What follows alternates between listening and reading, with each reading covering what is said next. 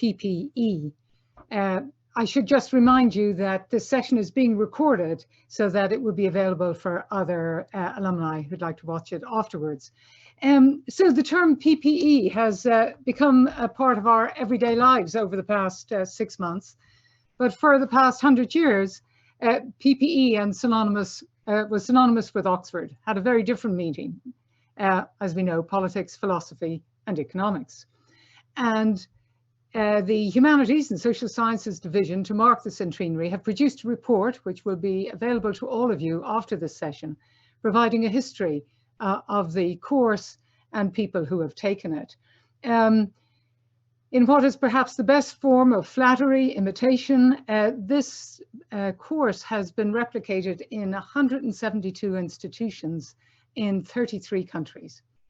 It was introduced, as you read in the report, as a modern take on a classical education, the modern answer to the Greeks and the greats.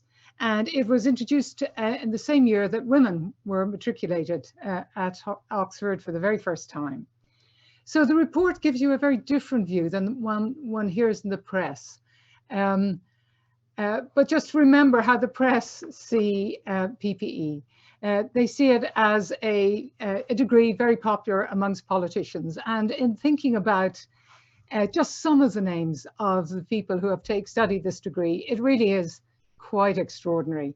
The current Chancellor of the Exchequer and his predecessor and the Shadow Chancellor of the Exchequer, for example, all studied PPE.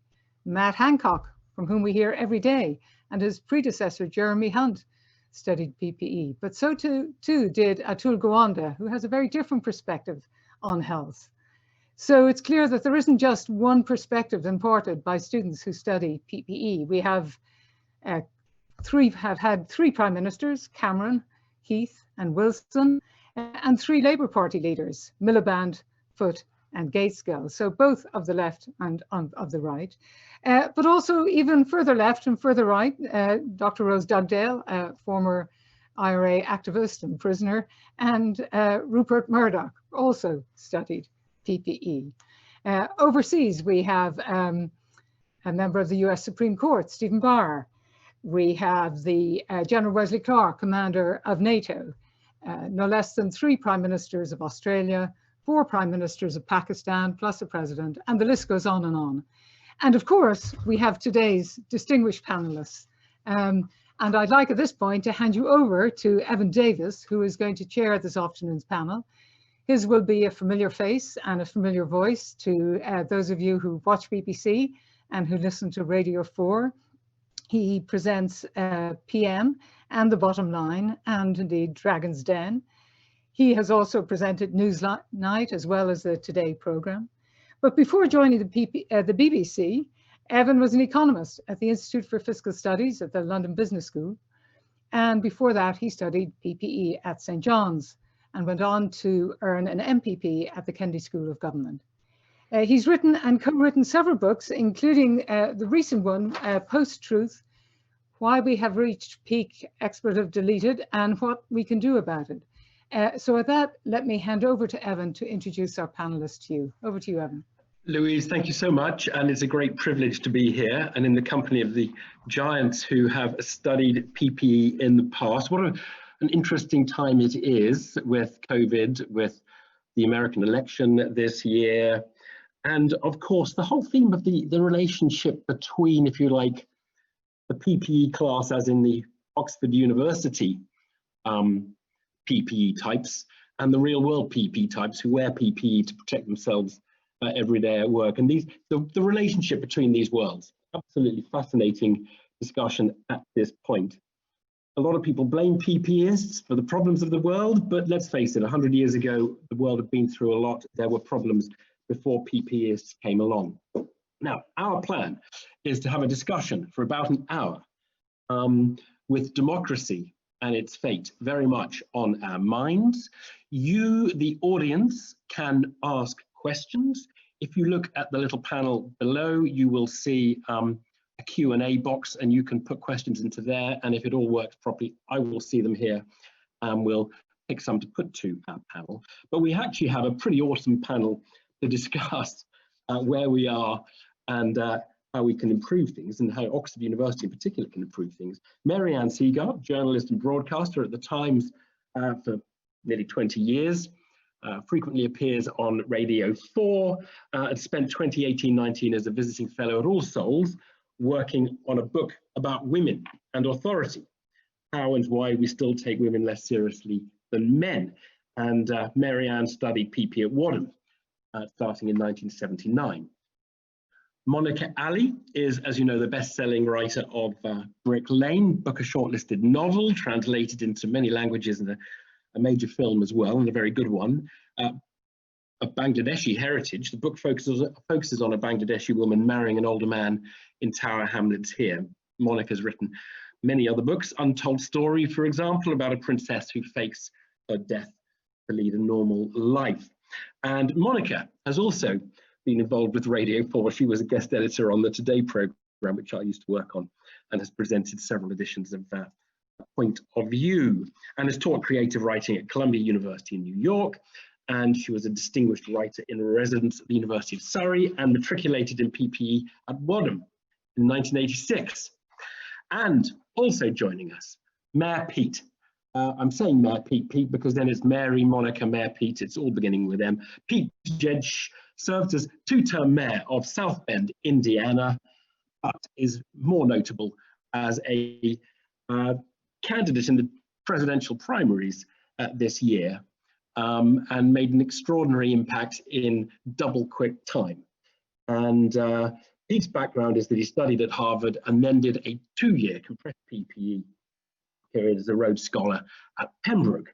More recently, the rest of us, that was in 2005, and Pete had also served in the US Navy Reserve and was deployed to Afghanistan. Before we get into the discussion, I'd just like to hear no more than a minute each on how you look back on your own PPE experiences. Mary-Anne, maybe you could start us off. You know, was it useful? Did you drop one? Did you drop the right one? What's your experience? I dropped, oddly enough, even though I wanted to be a political journalist, I actually dropped politics. And you might think that was quite quixotic. It was because my father said to me, look, if you don't learn philosophy and economics at university, you'll never learn them in later life. Politics, you can just read in the bath. So I read politics in the bath and did philosophy and economics, which was an unusual combo, but you know, quite a good one, I suppose. I think with hindsight, I regret it because I was most interested in politics, and philosophy was a little bit up its own fundaments, I would say. But what PPE actually taught me brilliantly was how to blag. And as a journalist, you really do have to blag. You've got to pick up facts very, very quickly, get on top of them very quickly, often starting from scratch at the beginning of the day and writing something at least apparently erudite by the end of it. I guess a PPE degree helped me do that. Yeah, I dropped politics as well. And I was also more interested in politics than philosophy, but I thought, I'm going to challenge myself to do the one I'm not interested in. And I think you're right about it. It's very good at helping you muster your thoughts quickly and organize your thoughts in a structured way. Pete, what about you? How was your PPE? So of course, my path to it was a little bit different because I had a US BA under my belt, and I thought, okay, second BA, how hard can this be? My main recollections are of being humbled repeatedly and terrorized by the program. I remember getting a phone call from the economics tutor in the spring before I came up saying, we just wanted to make sure you're not planning on doing all three, including economics, are you? And I said, no, that's the whole point. That's why I wanted to do this as part of my scholarship. And we negotiated an arrangement where if I could master the first years, because the scholarship only covered 2 years, if I could just do year one of economics during Michaelmas term, then they'd turn me into a second year and we'd be good to go. I thought, great, no problem. And then arrived and was profoundly humbled by the discovery that the tutorial, which at Harvard meant a kind of freewheeling, pleasant, laid-back discussion with a faculty member about some topic, in this context meant a weekly oral exam, to the point that I was actually ejected from my first tutorial for not being prepared. And the indignity for a Rhodes Scholar who thinks of himself as one of the top students in his country to be thrown out of a class when he's the only participant, signifying that the tutor thinks it's a better use of her time just not to be dealing with you at all than attempting to teach you, was actually the exact humiliation that was needed in order for me to understand the rigors of the system. And thankfully, it all had a happy ending, though it felt pretty touch and go during my first weeks in Oxford. I think it was Linda Yu. Preparation. Yeah. It was Linda Yu who was the economics tutor who chucked you out, who has gone on to a great career. Yes, in fact, I would have nightmares about being unprepared for economics and then wake up bleary-eyed to Dr. Yu's voice on Radio 4, waking me up as she was commenting on some public matter of economics. So, but again, through that pressure cooker, it was exactly what I needed, frankly. Okay. A wonderful, but perhaps not quite as precise education with a history and literature degree at Harvard to have an environment where you need to know exactly what it is you mean, exactly what the question was. And that's a wonderful preparation for politics, where, as in tutorial, anything you do that's even the slightest bit off will have a lot of holes poked in it very quickly. Monica, what about you? Well, people usually assume that I studied English literature because I'm a novelist, but I'm really glad that I didn't study English, because I think it would have ruined the novel for me, particularly at the college that I was at, which was Wadham. So I definitely wanted to go to Wadham because it was seen as the most progressive of all the colleges. And I was a little bit surprised when I got there to find that I was the only girl out of 10 PPEists at Wadham. And during the 3 years of the course, I didn't have a single female tutor. So I hope that that's changed now, that you wouldn't find that situation anymore. But I'm really grateful that I did PPE. I think that it shaped me as the kind of writer that I aspire to be. I think it's helped me to think clearly and logically, at least I hope so. I was clearing out some stuff in my attic a couple of years ago, and I came across the first year logic paper, and that was compulsory. I don't know whether it still is, but I think it still should be. And I couldn't read the questions because I've forgotten all the notation, and I thought, gosh, I must have been a lot cleverer back then, because I have no idea how to do this paper now. But it dawned on me a little bit later that although I've forgotten the notation, it's like a foreign language, I don't think I've forgotten the skills of clear thinking and logic that was not only part of that paper, but also, as Pete was saying, part of the entire tutorial process. All right, well, we're not here to reminisce, much as though we want to. In 1919, the Lady Margaret Hall Chronicle commented that this newly planned degree, PPE, was indicative of a moment of change in the world and in Oxford. Quote, "Since influenza and armistice, the sense of surprise at the new Oxford is persistent. A sense of life and development seems to mark the university's doings." Now, the first cohort of students to take the final honours in 1923, because of course they started in 20, were asked to address a number of topical questions. Many of them focused on the role of democracy within a global system. For example, what is democracy? To what extent and with what results was international administration attempted before 1914? How far is the League of Nations engaged with that? Illustrate the inherent dangers of democracy as analysed by Bryce from his account of the US and of Australia. And what we thought, given the kind of stuff that was being written about PPE as it started, is we'd give you each just a moment or two to give us your reflections on these questions at this historical moment, at our own time. So your reflections really on where we are. And that's a fairly broad question. And then later, we wanted to ask you how to encourage Oxford to confront these questions in surprising and new ways. What is the Oxford challenge, apart from coming up with a vaccine for COVID? So I think let's start on the kind of, get each of you just to talk about where we are, and not too long, each of you, couple minutes, 2 or 3 minutes. Mary Ann, we'll start with you.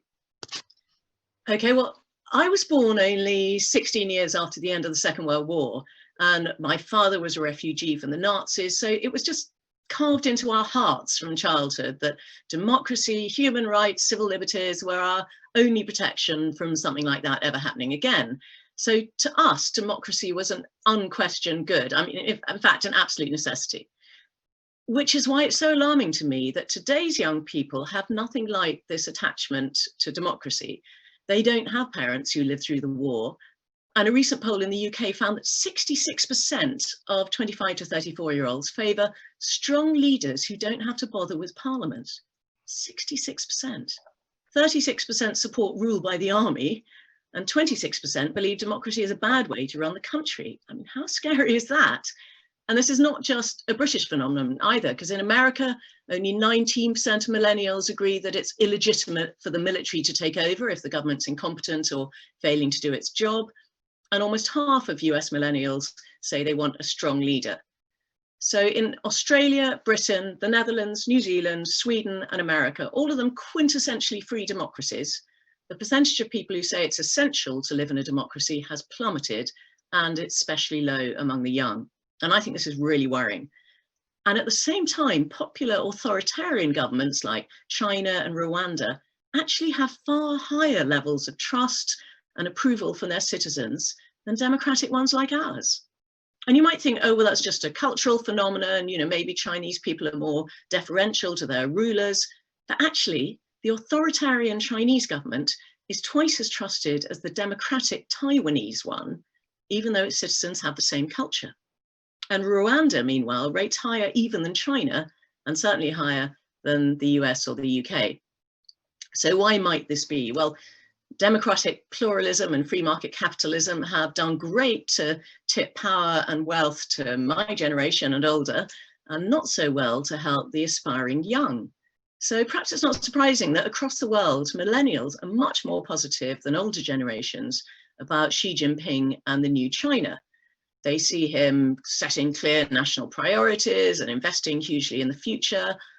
Don't seem that bothered by his habit of crushing dissent or rounding up and sterilizing Uyghurs. So going back to the 1923 questions, I'm much more bothered by the dangers of authoritarianism than I am by the dangers of democracy. But the danger of democracy not delivering for younger generations is that we slide through populism into a more autocratic form of government. Now, A.D. Lindsay, who was the great master of Balliol, who helped to establish PPE as a degree course, he wrote in his book, The Modern Democratic State, about the fragility of democracy and the ease with which the state could quickly undermine democratic institutions and move towards totalitarian control. Now, we're starting to see that already in countries like Hungary and Poland and Turkey. And if Trump's re-elected, we'll probably see more of it in the US.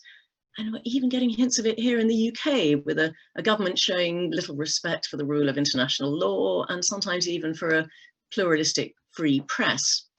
Now, I've got some hope that the COVID pandemic is bringing people back to their senses, because which countries have been hit worse by the coronavirus? Well, it's the US, it's Brazil, it's India and the UK, all of which have populist leaders.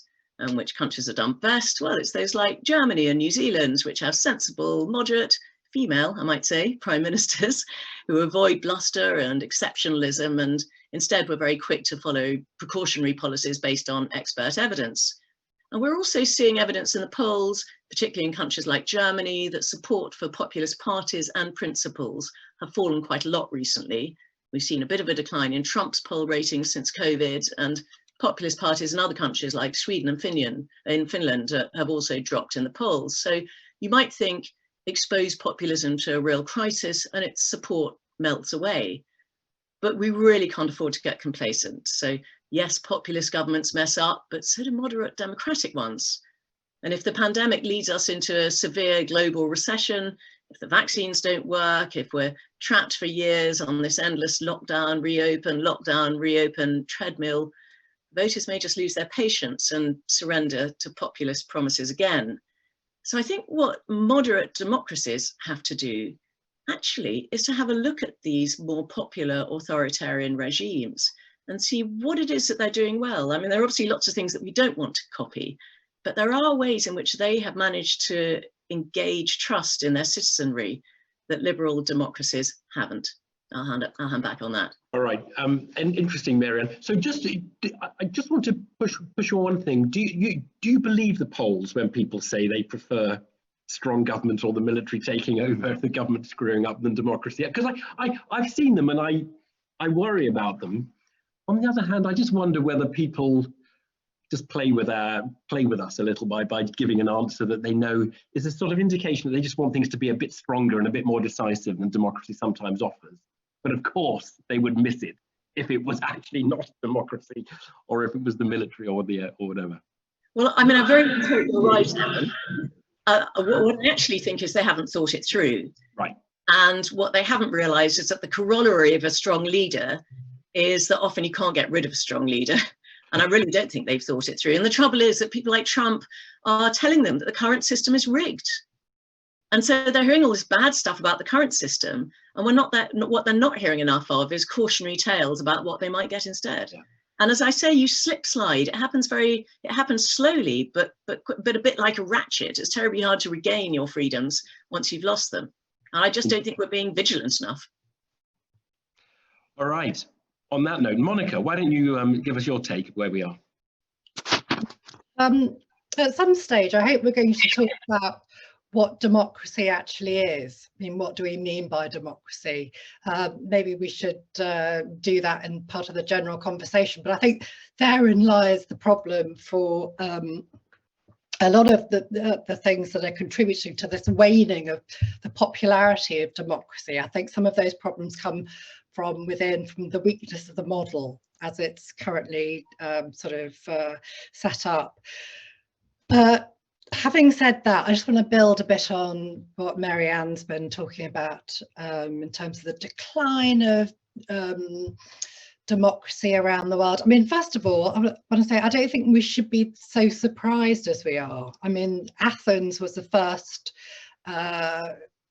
democratic system of government, and there was a sort of interlude of 2,000 years before it was brought back. So I don't think that we should have been deluded into thinking that history had ended in the second half of the 20th century. I know that was a popular view at the time, but it never seemed at all feasible to me.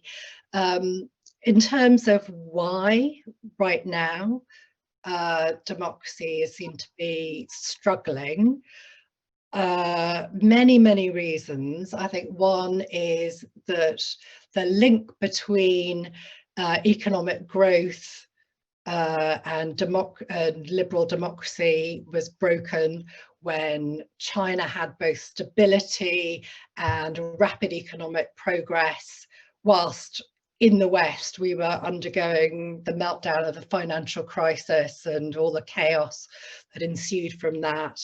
I think that there are fake democracies now. I mean, I'm not sure if that's the right term, but that's how I think of them. So the Putins, what's happening in Turkey. So you can vote, but there's, you might be poisoned if you're an opposition leader. There's no free press and so on. South Africa, the corruption of the government. We were so hopeful when the ANC took power, and that has I suppose tarnished democracy in its own way. Bangladesh, where the opposition routinely boycotts elections now. So there's the fake democracy. I think there's also the failures of the new democracies that were so inspiring to so many people at the times when those popular revolutions were sweeping across the Middle East or in Ukraine, and it turned out that it was a lot easier to depose, dethrone authoritarian leaders than it was to institute democracy. So that's also had an impact. And then the failures of the old democracies. I mean, even before Trump started urging people to vote twice, etc. There was a democratic deficit within the US. I mean, just for one instance, one example would be the impression of money being a key factor in the democratic process, such that democracy is almost for sale. Obama being unable to get a budget through it seems less like a terrific system of checks and balances on government and more like a disaster. The EU has its own problems with the democratic process. So it's technocracy is how some people see it. It's an elite gravy train as other people see it. When people started voting on the Lisbon Treaty in ways that the EU didn't like, they just stop the voting. So there are lots of problems, and then from above, of course, there are sort of problems from above and problems from below, because democracy works at the level of the nation state. That's how it's worked historically, and now problems have become global in nature, from tax to climate. It's no longer feasible to solve those problems without having supranational powers, but that is seen as ceding the power of the population to control their own destiny. So there's a conflict there. And from below you get secessionist movements from Catalonia or Scotland, or even US city mayors. They're wanting to bring power back from national governments to themselves. There's also the lobbyists and special interest groups, so Black Lives Matters and Extinction Rebellion. So there are all of these terrific pressures on the traditional model of liberal democracy. And I think the biggest one is that the understanding of what democracy means has been eroded to such an extent that it no longer makes sense to a lot of people in a lot of contexts. And I think that's why we should talk about what democracy actually is at some point in this discussion.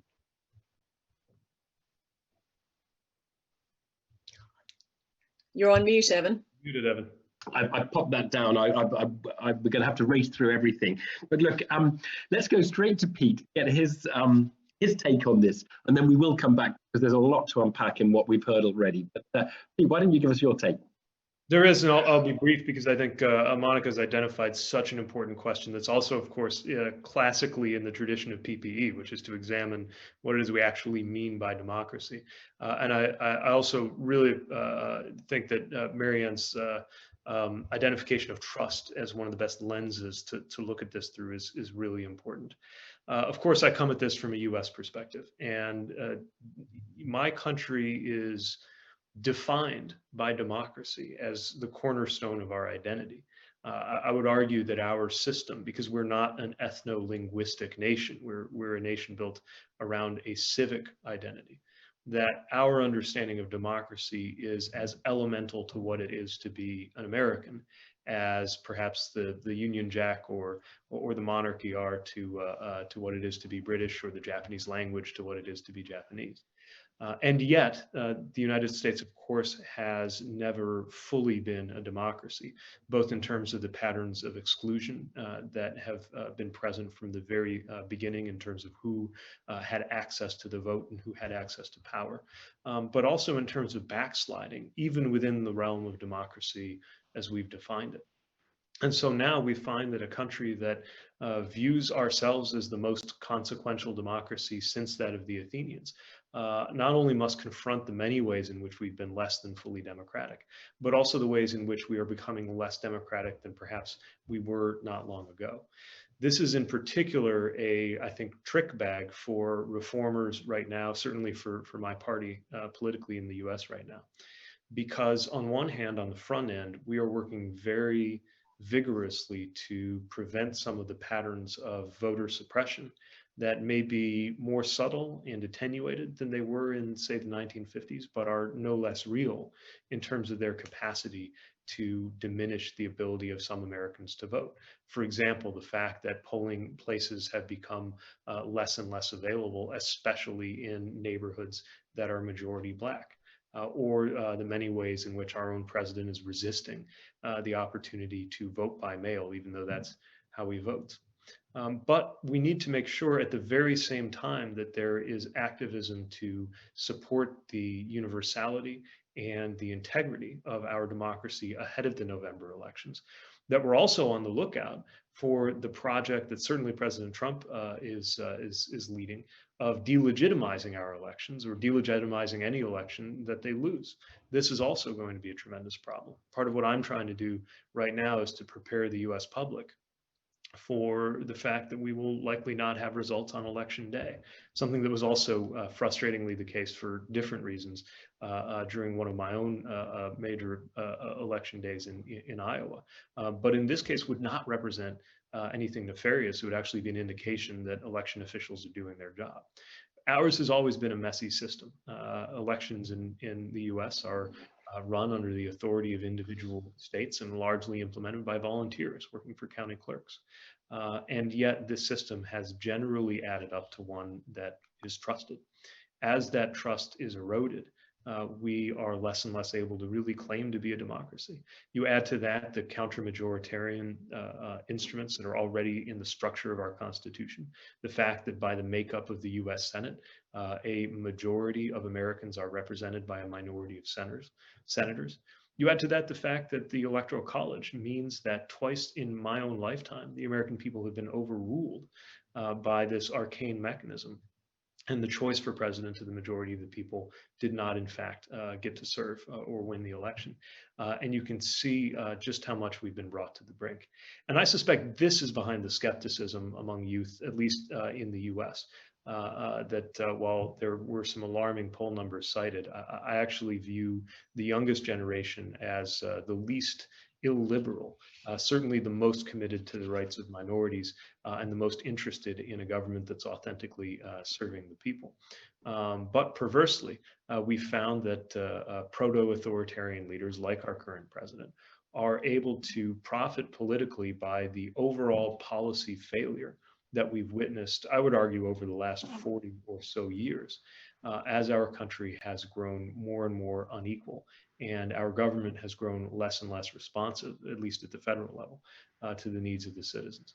And so often, many of those who, in my view, have a political program that is contributing to the problem, have also been able to benefit from the overall cynicism, sometimes leading even to a decision not to vote at all, accounting for our comparatively low voter turnout rates in the US, and putting the entire democratic project, such as it is in the US, in danger.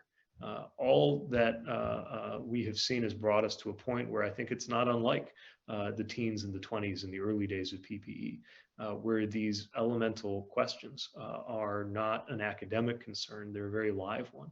And having grown up at a time when it was simply assumed that democracy was preferred and that it was better and that it was enduring in any place that I was in, we now find ourselves in a moment when I think it's very much on the ball. Thank you for that, Pete. I mean, you're all quite down, really, aren't you? And obviously the world is in a very difficult place. I mean, I think some of the time people say it's not working because we need more democracy, and some of the time they're saying it's not working because it's too paralyzed or it's the wrong kind of politicians. And I want to just pick up and ask you each very briefly whether the problem over the last few decades hasn't been this gulf between the two worlds of PPE, the politicians who study PPE and the people who wear PPE at work. And I noticed we've got a question actually from Dwayne Cronky, who says, Tom Friedman recently said that in the US, the big issue is people without college education feeling humiliated and as a result having great resentment, which fuels the big divides in US culture and politics. And Dwayne is, you know, actually onto something, isn't he? A lot of people just don't like the political class. And when someone comes along and says, I'm not part of that political class, and he clearly isn't, whatever you might think about him, you think, I'm going to vote for him to tell the other lot what I think about them. And I sort of wonder whether that isn't at root of everything you've been saying. The inequality, you said it, Pete. Monica, you also said a gulf between different types. Isn't that it? Isn't that really what's going on here? Maybe just a quick comment on that gulf. Starting again with you, Marianne, and then we'll take a couple of questions and talk about what Oxford can do about it. But Mary-Anne, why don't you answer that?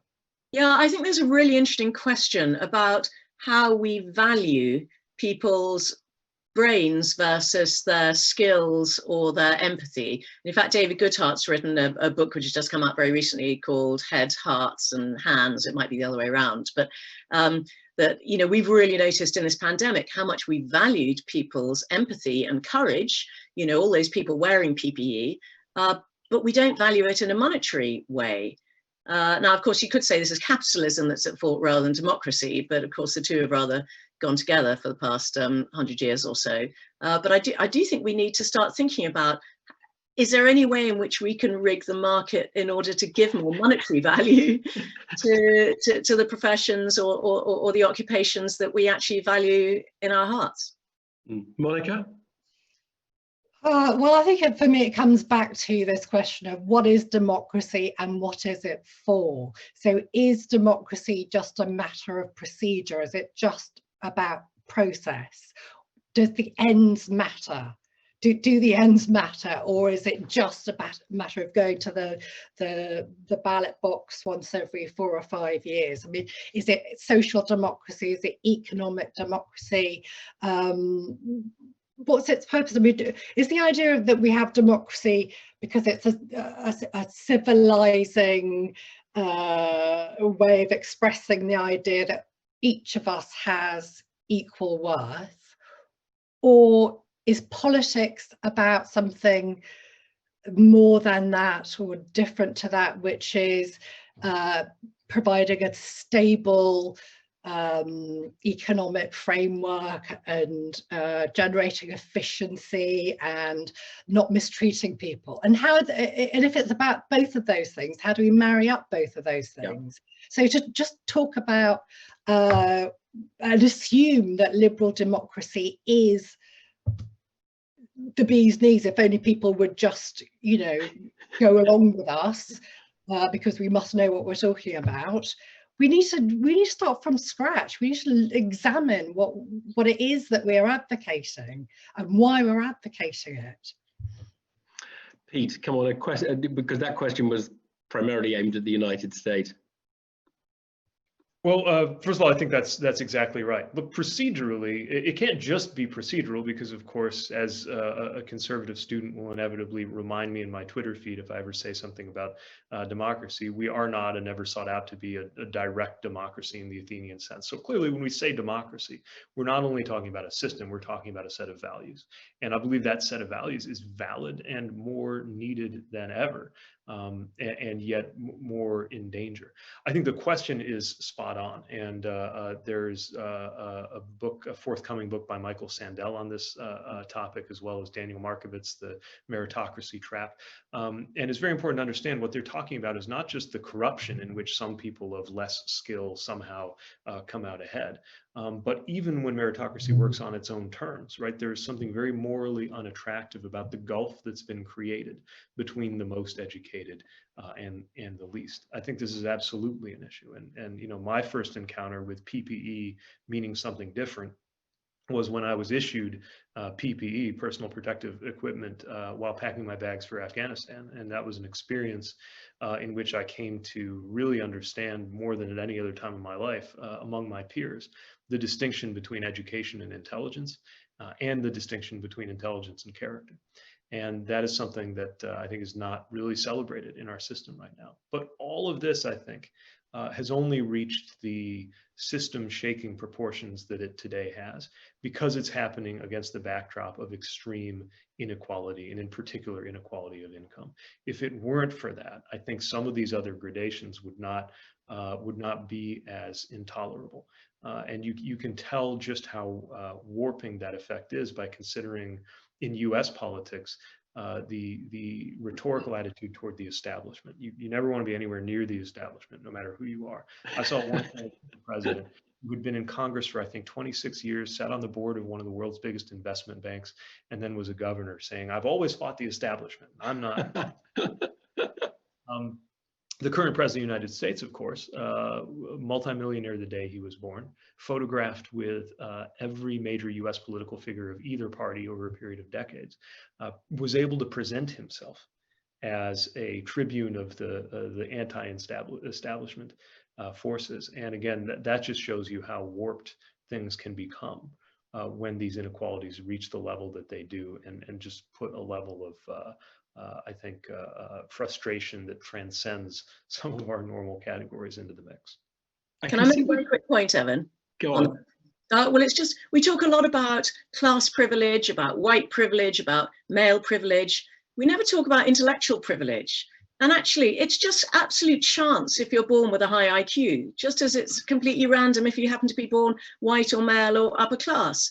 And yet somehow being bright and therefore doing well educationally, we sort of portray as being deserving of greater merit, and well, merit after all, you know, and a higher income and all that sort of thing. But it's, in a sense, it's just like saying we'll pay you more because you're white or because you're male or because you're rich, you're upper class.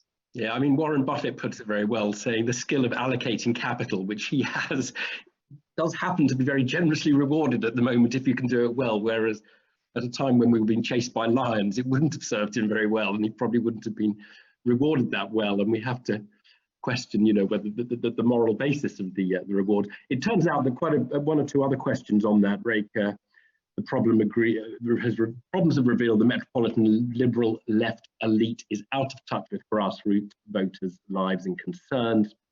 And we could talk a lot more about that. Monica, you've raised a question about what is democracy. I'm going to ask you to answer it though. You just raise it as a question. I'm going to tie it with a question that we've had in from Alex Pryor-Wansford, which gets to the Pete point about direct democracy and whether that's a desirable thing, and whether actually referenda would, more of them, would provide a purer form of democracy. Would that erode the basis of liberal democracy, in which you have a kind of thinking elite who are meant to go off and come up with the right answer, and lead to more populism, or not? Because for a lot of people, democracy is about voting rather than about protection of minority rights, for example. Quick point each then on referenda and what is the essential ingredient of democracy. Monica, I think as you raised it, you can you have first stab. Oh, sorry, I've lost the thread. What was the first part of the question? Well, firstly, do you support more referenda as a kind of a way of advancing democracy? But I'm also asking you to reflect on what democracy is, which you raised. Yeah, so referenda, you know, it's very attractive to think we should be voting on everything all the time, because that's, you know, we vote for pop stars and on reality TV shows, and we rate things and review them and give them stars, and we want to have instant gratification, have our views heard. However, I think that if there are going to be more referenda, then that has to go hand in hand with more education. I don't think that it's a sensible route to take otherwise. I mean, I wouldn't argue, as some have, for a what's it called, epistocracy rather than democracy, but I do think that if you're going to be voting on very complicated issues, then it's necessary to have to give the time and the expenditure and the effort to educating the electorate properly. In terms of what is the heart of democracy, to my mind, it has to encompass both pluralism, social democracy, and economic democracy. I mean, I think that's where it's become so disconnected, as Pete was saying. So those would be my key things. Can I just, are you not being a bit snobbish in thinking that education is a big part of getting people to vote correctly? Because often the elite, the educated elite, will be divided on an issue.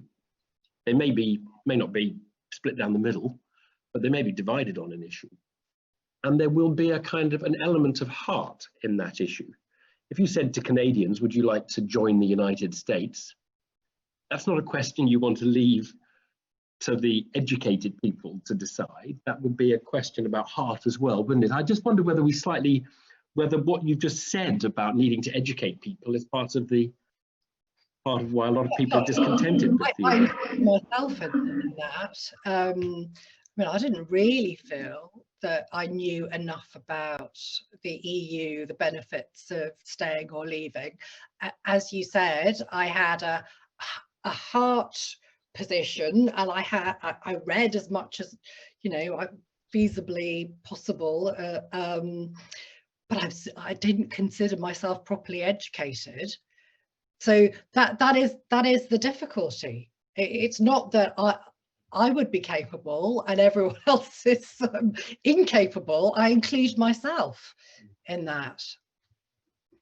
I think we've got to part of the, that is, I mean, it's always going to be decision making is difficult, and you either leave it to somebody and then they're the agent who makes the decision, which is imperfect because they may not have the same values as you, or you ask people to make it who are less expert. Pete, come on then. So it was referenda, and any reflections on what is democracy? Yeah, I think there's a lot to be said for the agent model. To me, it's less a question of expertise and more of specialization. I mean, certainly as a mayor, I felt this. You hire me to deal with these things, so you don't have to. And if I screw up, you can fire me. It's just a function that we expect of people. Certainly in the U.S., I think right now most of our problems stem from the government being not responsive enough to people and not correctly recording our preferences. Certainly the distortions around the presidency, the structure of the Senate do this. But we have seen many examples of what a little too much democracy can do. And the state in the US most identified with referenda, California, has had tremendous difficulties. Among other things, they effectively passed legislation making it impossible to reduce spending and making it impossible to raise taxes at the same time. And so, we need to, I think, pay more attention to who we want to do what, but make sure that they are adequately responsive. I'll also say, obviously from a gay perspective, referenda were not great for us during the early part of this century. Marriage equality, of course, it depended what state you were in, but in the end, it came to my part of the country by way of a court decision, and the reverse would have happened if it were continually left up to popular vote, even though now opinions have changed. I also just want very briefly to mention, I do worry a little bit about the kind of self-flagellation of the liberal urban elites. And I say this as somebody who obviously has a foot in both camps. I've got my fancy Oxford degree, and at the same time, I live in Indiana. Right now I'm in rural Michigan, cornfields, and a part of the country that felt like we were ignored for a long time. And then after the 2016 election, suddenly studied with exotic fascination by journalists and political observers showing up in town saying, take me to your dive bar, show me the American politics. And the thing we should remember is there have been times when the kind of financial elites or the urban progressives have been aligned with workers in terms of rights, wages, and that sort of things. And there have been times when they're not. In the 1920s or even the 1950s in my country, you had two political parties to choose from: the Republicans, who were more authentically progressive and liberal, but also definitely more aligned with the interests of those who are already best off.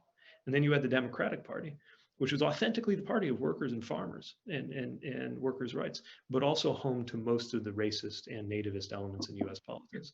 I fear that same pattern with opposite labels has come to show its face in US politics today. I don't want those to be our only two choices. Yeah, that's a really, really, really important statement. Marianne, I'll give you a quick one on referenda and what is democracy. We've got to get to what Oxford needs to do to respond to some of the challenges we've been talking about. But Marianne, quick one on that last question we had. Okay, I'll try and be quick. I think referenda are a very good constraint on governments if they want to do something that is constitutionally irreversible. So, for instance, I don't think you could possibly have Scottish independence without the majority of Scots voting for it. Though, of course, then there's a question, should Scots living elsewhere in the UK also have a vote? All these problems. But having been quite a supporter of referenda, I'm starting to be a little more skeptical, mainly just because I think people don't vote for the question on the ballot paper. And I don't think that people were really voting, or at least a lot of people weren't really voting on whether or not to leave the EU. They were voting against the government or against the metropolitan liberal elite or against what they saw as a rigged system. And therefore, however educated, I mean, you know, frankly, if Monica, who's a PPE graduate, can't, you know, finds it difficult to educate herself enough on the issue, then what hope for the whole electorate? As for what is democracy, well, I think democracy has to fundamentally respect the rule of law, respect everybody's equal rights before the law, equal rights to have a vote, equal rights and civil liberties in general. That's the absolute baseline, and everybody's equal freedoms. And these are absolute baselines for democracy. But thereafter, in terms of policies, it's really just for political parties to put a manifesto to the people, and it's for us to throw them out 4 or 5 years later. And that's the most important factor in democracy, I think. I have to say, for me, that is the single most important thing, is the ability to kick the government out if you don't like them, because it just forces whoever is running a country to align their values with those of the people they're serving. Right, I noticed that we've got Hood C has made an observation. Beatrice Webb in the 1880s was not willing to hire lecturers in political science at LSE who didn't know anything about municipal drainage. I guess that was a kind of municipal drainage filter to make sure that people had some connection to the real world. Now, look, we want to get, we've taken a couple of questions there. I want to get you each just to reflect, if you would, on the Oxford challenge, and in a way, I think we as it was written down before this session, it was, how would you each encourage Oxford to continue to confront these questions in surprising and new ways? So that is your that's your next question, folks. Pete, I want to start with you. What would you be encouraging Oxford to do at the moment?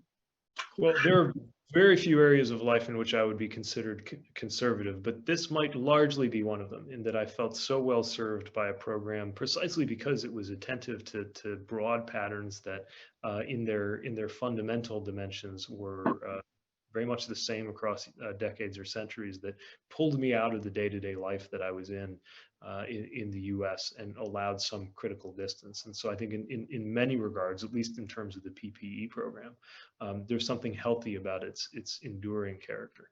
Having said that, and I'll tie this actually to the last comment, I'm obviously, nothing is closer to my heart than something like municipal drainage as a mayor. I believe that the sewer stands alongside the city and the university as the 3 greatest inventions of humankind. And you know, what I found myself doing as a PPE is suddenly in charge of things like wastewater when I became mayor, was fusing those 2 questions together, asking myself, okay, why do we have philosophically, why do cities exist? Why does wastewater exist? And then going down to the waterworks and telling the guys, look, part of why your job matters so much is that it is connected to the meaning of life, in that people can only lead meaningful lives if they don't have to wonder whether they're going to be able to get a glass of clean, safe drinking water. And it was largely kind of a theoretical, motivational commentary that I gave, only to see a couple years later, in the case of Flint, Michigan in the US, where families were poisoned by lead, just what it means when people don't have access to that ability to assume away certain functions. And I raise all of that just by way of one suggestion, which is my own city of South Bend, Indiana, which is the home of the University of Notre Dame, has a lot in common with Oxford. We are an auto-making city, largely a working class and comparatively low-income community with a magnificent and wealthy university in our midst. And I would often see students go to places like Uganda or Cambodia to broaden their horizons and be involved in service and understand other people's struggles. And that was great. But often as a mayor who started partnering with the university to do more hands-on work in our own backyard, I could show them experiences just as compelling and for them just as novel, 1 or 2 miles away from where they were studying, and they'd never have known it. And so thinking back on how little I saw of the community of Oxford substantively, I mean, actually connecting the substance of what you're studying to the concerns of the community you're in, not in a condescending way, not in a let me descend from the ivory tower and instruct you provincials on what to do kind of way, but in one that actually forms authentic partnerships that are as broadening and beneficial to the students and to the university community as they are to the physical community that surrounds it. I think there's a lot that could be done there, and would love to see Oxford develop in that direction. Okay, Oxford municipal drainage courses added to the PPE roster will be one suggestion. Monica, what's your advice? I'd sort of got the opposite view to Pete, which is that I think that the PPE course should be radically shaken up and revised, the same kind of level of reformulation as the move from classics to PPE. I think it's, I really would question, with the caveat that I haven't actually studied the current PPE syllabus, but if it's anything like it was 30 years ago when I was studying, I would argue that it's way out of date for the idea that it's going to produce civil servants and politicians of the future. I think, you know, we'd have to introduce a whole raft of new things, such as, so that it becomes truly polymath again. I think it was seen as a polymath degree to put all those things together back then. I think now, if you were to reinvent it, you would put courses on systems thinking, you would do courses on AI, on data management, which is so beloved by Dominic Cummings. You'd broaden and contemporize it in huge ways. I mean, just take one little example. When I think about the National Archive of government documents, wherever it's held, is it Kew? I mean, that's a sort of the place of record for government activity. But what about politics as conducted by tweet? What about social media in general? What about, you know, breaking the internet and looking at Dominic Cummings's blogs versus reading the textbooks? I think, you know, politics is conducted in a different way now than it was. Also, I'd be looking more broadly globally.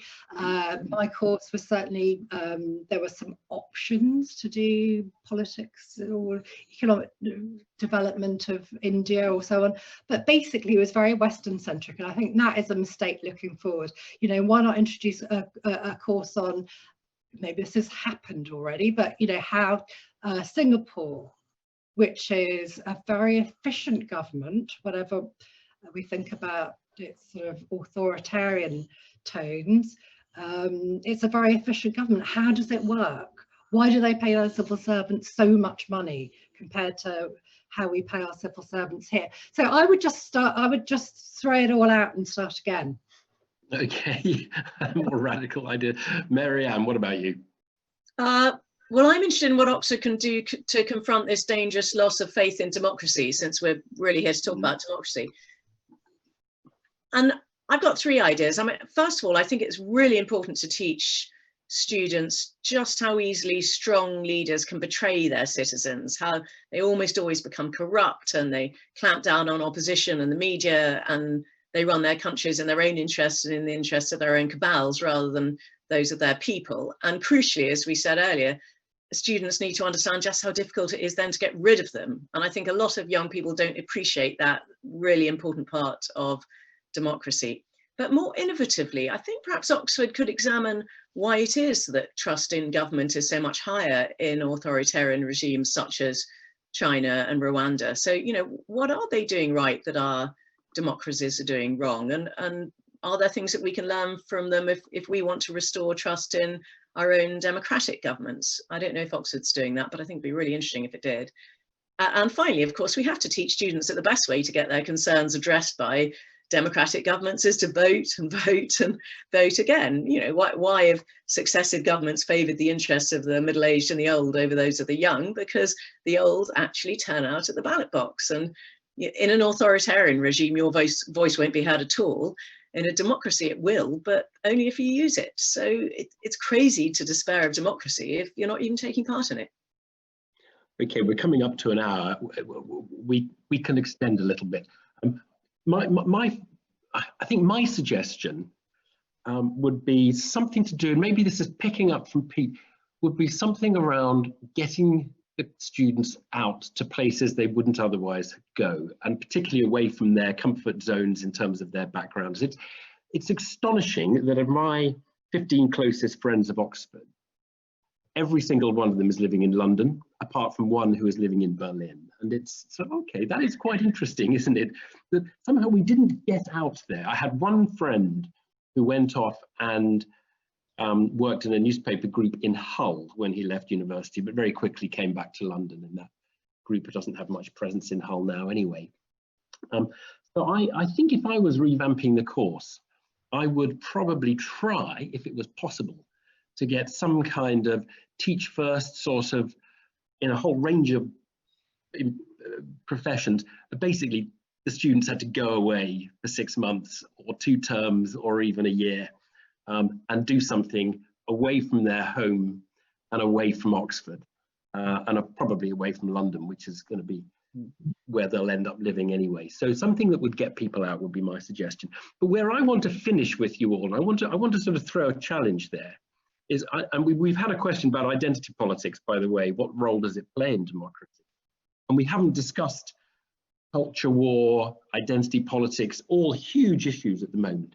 But I want to just discuss the diversity, because we've got a panel that looks here diverse in ways which would be traditionally measured, but incredibly cognitively not diverse, because we're all PPEists, and we've come out of this thing, and I don't know, my values are not public because I work for the BBC, but statistically, you could probably plot down what I think about 10 issues fairly accurately.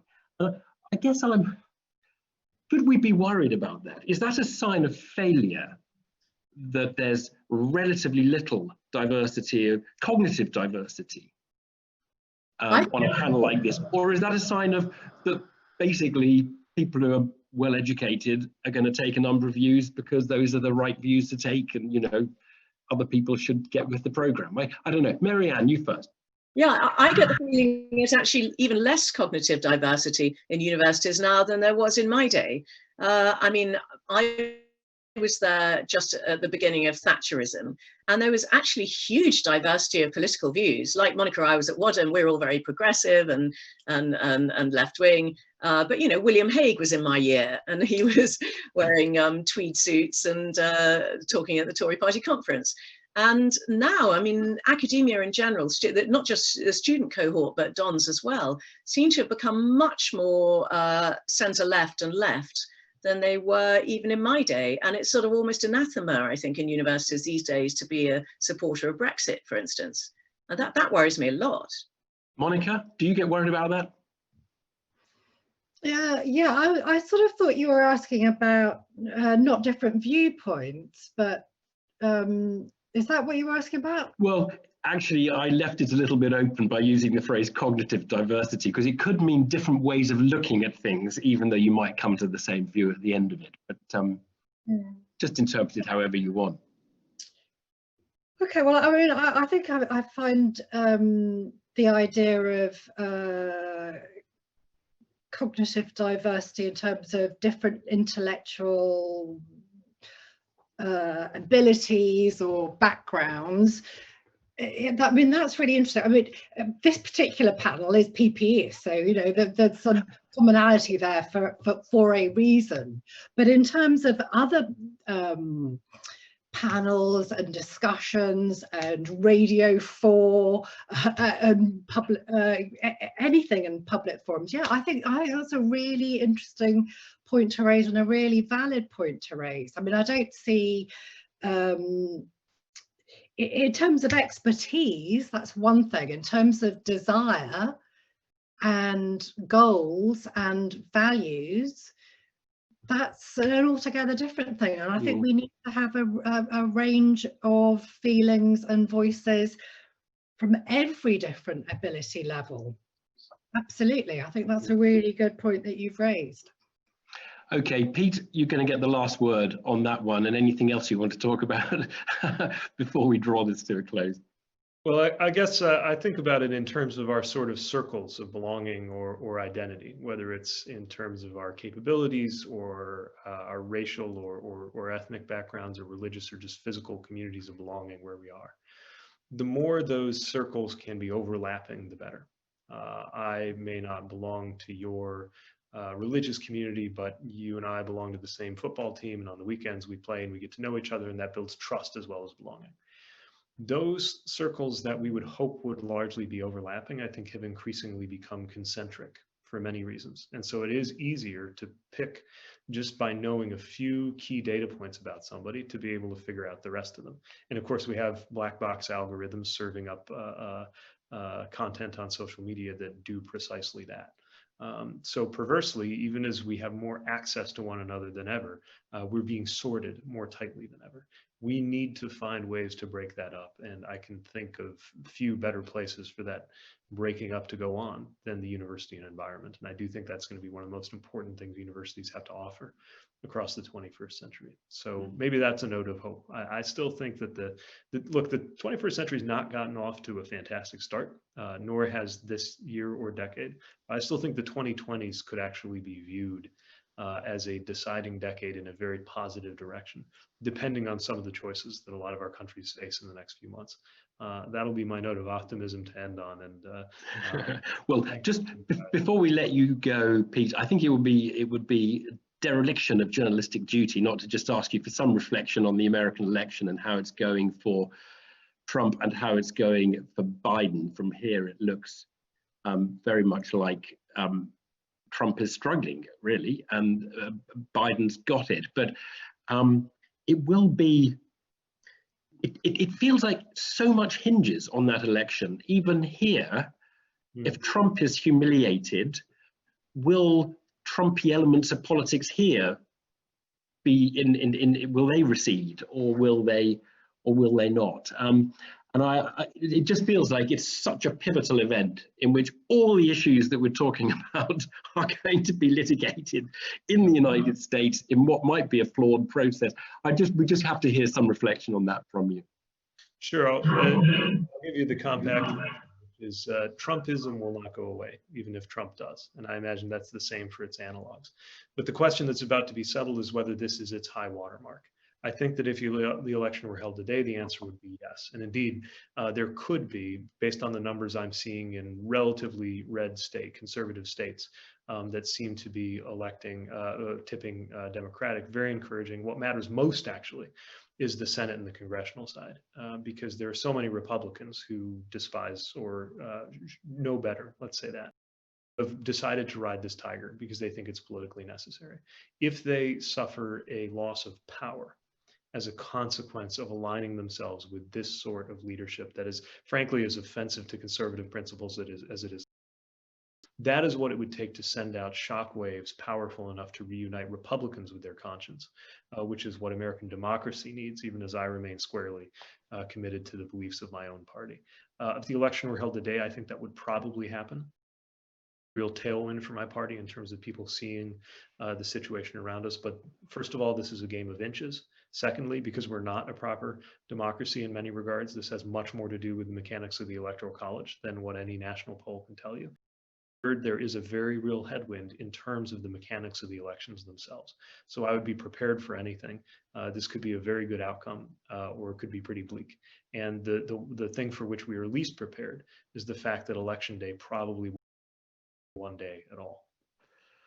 Oh, goodness. Well, there's a lot going to happen over the next few months. That is certainly all going to be incredibly interesting, as is the pandemic as well, and the way that plays out.